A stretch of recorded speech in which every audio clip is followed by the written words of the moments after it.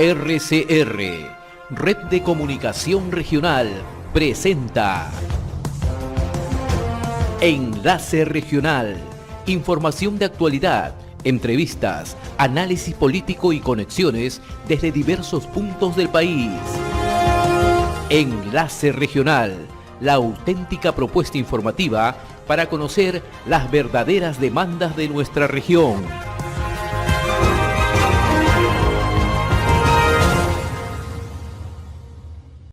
Del 16 al 18 de marzo va a tener lugar en Lima el primer Congreso Iberoamericano Long COVID y su impacto sobre las enfermedades crónicas, ¿no? Este es un evento que es organizado por la Escuela de Posgrado y la Facultad de Ciencias de la Salud de la Universidad San Ignacio de Loyola y el Centro de Investigación y Difusión de COVID Persistente de España, ¿no? Un tema interesante.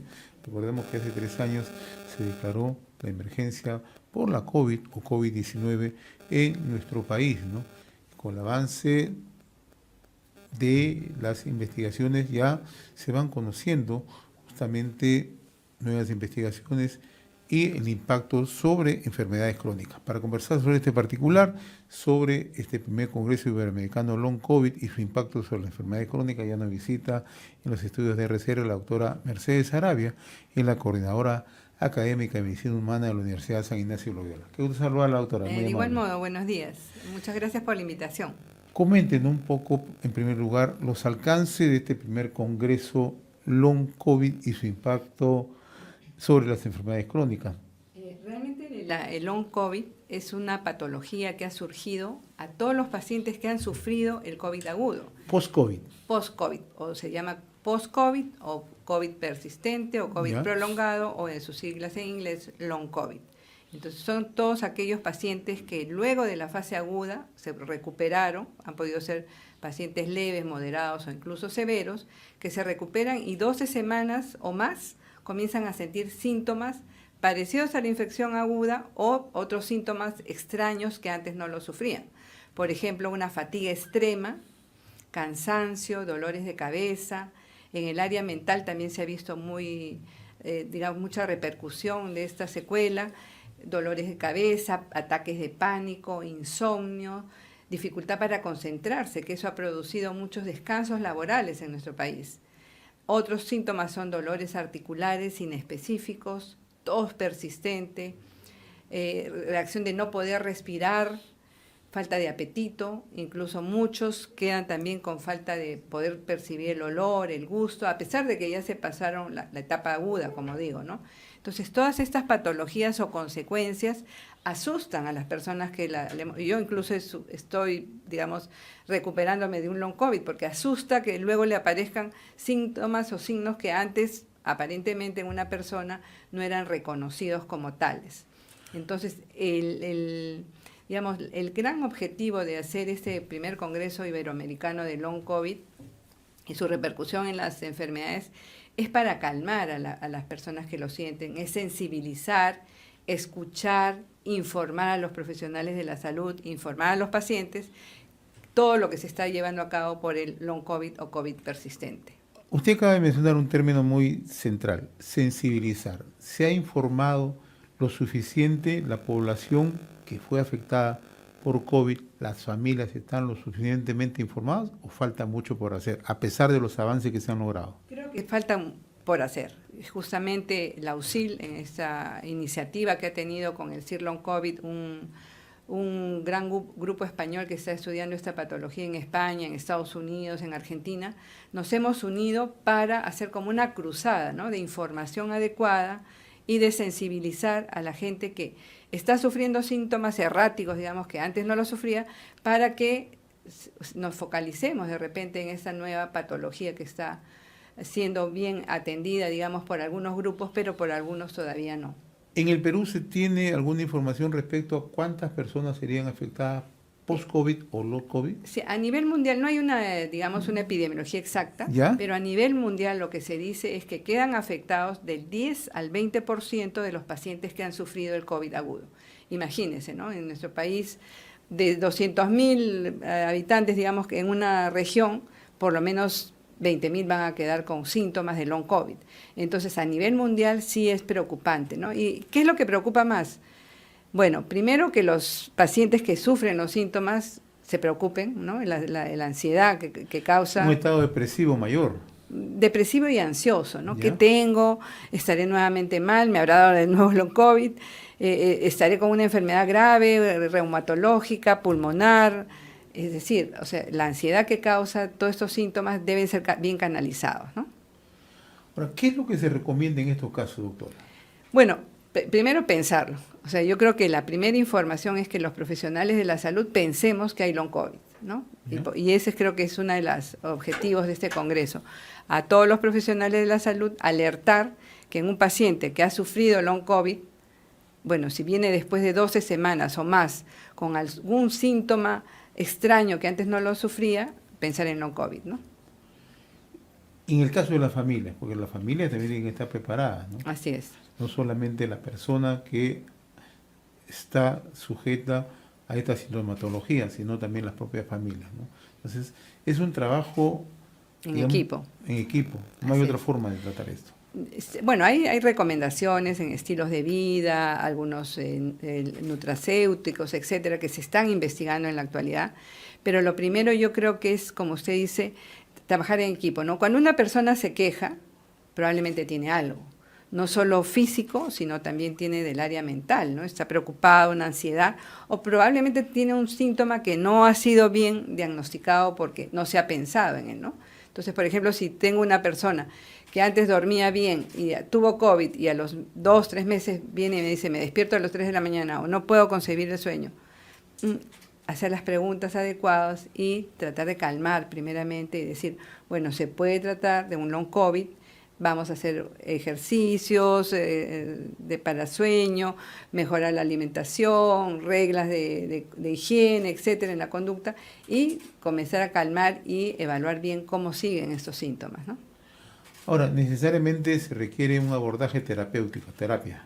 Sí, o sea, el abordaje es integral, ¿no? ¿Ya? Abordaje en el sentido de una buena consulta, los estilos de vida recomendados. Algunos, si ya son síntomas graves, sí están dando algún tipo de medicamento, que está también en investigaciones para tener más evidencia de ello. Y bueno, yo creo que sobre todo es el estilo de vida y el abordaje integral, ¿no? Bio, psicosocial e incluso espiritual del ser humano, que siempre debe estar en toda atención médica. Estamos dialogando, nuestra invitada en esta oportunidad, la doctora Mercedes Arabia, la coordinadora académica de Medicina Humana de la Universidad San Ignacio de Loyola, a propósito del 16 al 18 de marzo va a tener lugar en Lima el primer Congreso Iberoamericano Long COVID y su impacto sobre las enfermedades crónicas. Hablemos un poco ya de este congreso, quienes participan, pero la importancia de que la Universidad San Ignacio de Loyola está trabajando muy de la mano, en este caso con el Centro de Investigación y Difusión de COVID persistente en España, que ha tenido avances importantísimos en esta materia, ¿no? Sí, nosotros gustosos de estar coordinando con este Centro de Investigación de Long COVID. Son profesionales que vienen no solo recolectando, digamos, la evidencia científica de los profesionales de la salud, sino también de los pacientes, ¿no? Tienen incluso plataformas donde los pacientes hablan. Y, por ejemplo, una de las, digamos, que también acá en el Perú creo que todavía no se está valorando en sí, son los descansos laborales, porque imagínense una persona que sí se siente enferma, que está con cansancio, que está con fatiga, que no puede dormir en la noche, que le falta el apetito, etcétera, obviamente va a tener que pedir más descansos laborales. Y esto va a repercutir no solo en el trabajador, en el centro de trabajo y todo en la masa productiva de un país como es el Perú. Pero esto es, de repente es algo que tenemos que transparentarlo, ¿no? Y manifestar que eso está ocurriendo. Como usted dice, acá la palabra es empatía, la palabra es tolerancia.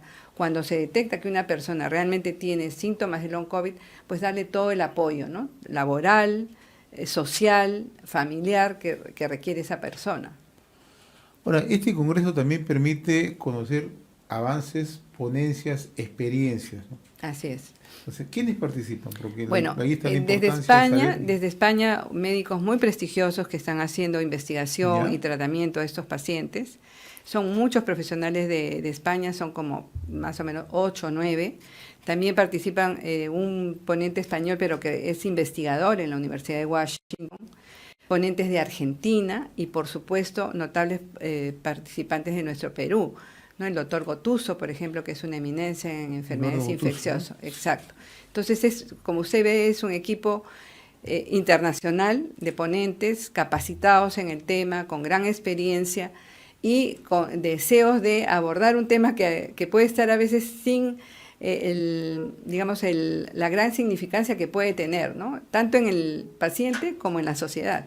Dentro de su experiencia, doctora Saravia, ¿qué tanto hemos avanzado en el Perú en este tratamiento no COVID o post-COVID? Bueno, yo creo que todavía la evidencia científica de fármacos, por ejemplo, está todavía en investigación, pero sí creo que los médicos ya están indicando la debida alimentación, sistemas de vida saludable, reglas higiénicas en el sueño, ¿no? El abordaje realmente integral de un paciente. Entonces yo creo que sí, los profesionales del Perú siempre estamos a la vanguardia, siempre estamos tratando de evaluar a un paciente en una forma integral, ¿no? Yo creo que los médicos peruanos tenemos mucho de esa empatía, esa relación médico-paciente que hace que uno pueda diagnosticar a esos pacientes que es tan difíciles, ¿no? Porque usted se imagina, usted tiene 5 síntomas diferentes. Le duele el pecho, tose, no duerme bien, le falta el apetito, a veces tiene diarrea, le duelen las articulaciones. Entonces, esa persona por lo menos, si es que no está bien encaminada y bien abordada, va a ir a 4 o 5 médicos diferentes. Y también saturan los sistemas de salud, no solo privados, sino también públicos. Y en nuestro país el sistema sanitario, bueno, tiene que recomponerse después de toda esta gran catástrofe que fue la pandemia COVID-19. Ahora, la experiencia española es que se hace un seguimiento bastante meticuloso de estos casos, ¿no? Claro, en nuestro país todavía no podremos estar en esa misma situación, pero en determinado momento, incluso el mundo de la virtualidad permite una interconexión más directa entre el profesional de la salud y la persona que está afectada. La telemedicina yo creo que es un gran éxito y la pandemia nos ha enseñado muchas lecciones de ejemplo, digamos, del abordaje a distancia, pero efectivo con un paciente. Entonces creo que la telemedicina también en nuestro país ha dado un gran salto en el sistema público, por ejemplo, en el salud, en el MINSA, y también en la práctica privada de las clínicas. Entonces yo creo que todo ese background, esa gran capacidad que ya se obtuvo, se sigue empleando con pacientes, no solo long COVID, sino cualquier tipo de pacientes, ¿no? Y ese es nuestro afán de hacer este primer gran congreso internacional, ¿no? Formar redes también acá en el Perú, formar equipos de investigación, unirnos con España, unirnos con Estados Unidos, con Argentina y dar nuestra epidemiología, los factores característicos que tiene un país de una cierta enfermedad y hacer trabajos de investigación, ¿no? A mediano y a largo plazo, ¿no? Ayer conversaba con el doctor César Munaico, quien es el director del Ministerio de Salud, que tiene que ver el tema epidemiológico de enfermedades, y él explicaba con suma claridad que tenemos que estar preparados en el país, porque así como nos llegó la pandemia de la COVID, puede llegar otra, ¿no? Entonces tenemos que tener un trabajo ya multidisciplinario, en equipo, mucho más reforzado en todos los niveles, primer nivel de atención, una estrategia comunitaria, ¿no? A ver, yo creo que las lecciones aprendidas es que el tema de emergencias y desastres debe ser prioritario actualmente en la función pública, privada, pero también en la academia, ¿no? En las universidades se debe tener un curso de emergencias y desastres, y lo cual estamos muy orgullosos que en nuestra carrera, desde el inicio, nosotros planteamos hacer un curso de emergencia y desastres. O sea, nuestros alumnos van a salir, digamos, con competencias, ¿no? Y otro también es la gestión de la atención primaria de salud.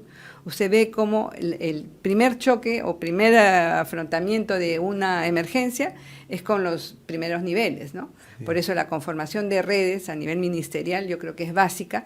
Y también nosotros, desde el primer ciclo, damos toda una línea de atención primaria de salud a nuestros alumnos. Entonces yo creo que se debe juntar la función pública o privada, o sea, la gestión macro de ministerios y de salud, la gestión meso, que son todos los hospitales, los centros de atención, y la atención ya puntual, que es la academia, ¿no? La universidad debemos preparar con las competencias adecuadas a nuestros alumnos para afrontar esos desastres y otros que vendrán, ¿no? Interesante la última parte que usted dice, ¿no? Que estén preparadas para gestionar, para la gestión de los distintos niveles que puedan afrontar, primer nivel o además en el nivel macro, ¿no? Creo que todos los médicos debemos tener las competencias adecuadas para gestionar, ¿no?